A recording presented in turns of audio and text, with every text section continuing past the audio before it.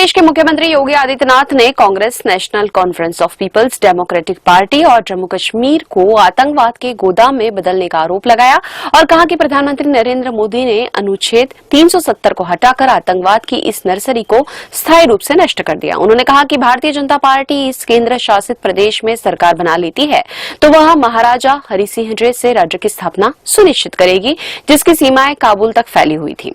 आदित्यनाथ ने सांबा जिले के रामगढ़ सीमा क्षेत्र में एक जनसभा में कहा कि पीडीपी, नेशनल कॉन्फ्रेंस और कांग्रेस ने जम्मू कश्मीर को आतंकवाद के गोदाम में बदल दिया था। प्रधानमंत्री मोदी द्वारा अनुच्छेद 370 को खत्म करने के साथ ही आतंकवाद की नर्सरी हमेशा के लिए बंद हो गई।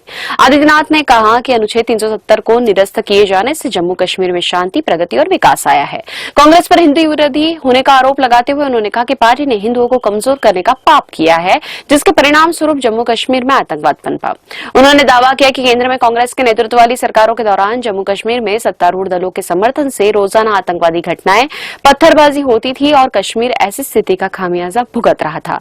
आदित्यनाथ ने कहा कि यह किसी से छिपा नहीं है, यह उस दौर की सच्चाई थी। उन्होंने कहा कि लेकिन प्रधानमंत्री मोदी और गृह मंत्री अमित शाह के केंद्र में कार्यभार संभालने के बाद जम्मू कश्मीर में आतंकवाद अब अपनी अंतिम सांसें ले रहा है और पत्थरबाजी पूरी तरह से बंद हो गई है। उन्होंने कहा कि यह अब इतिहास बन चुका है, यह सिर्फ बदलाव नहीं है बल्कि समाधान है।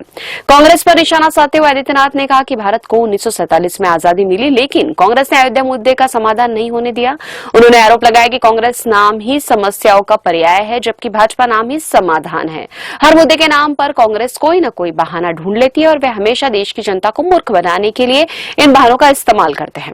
आदित्यनाथ ने आरोप लगाया कि भारत में आतंकवाद, जातिवाद, अलगाववाद और क्षेत्रवाद जैसी समस्याएं कांग्रेस की देन है।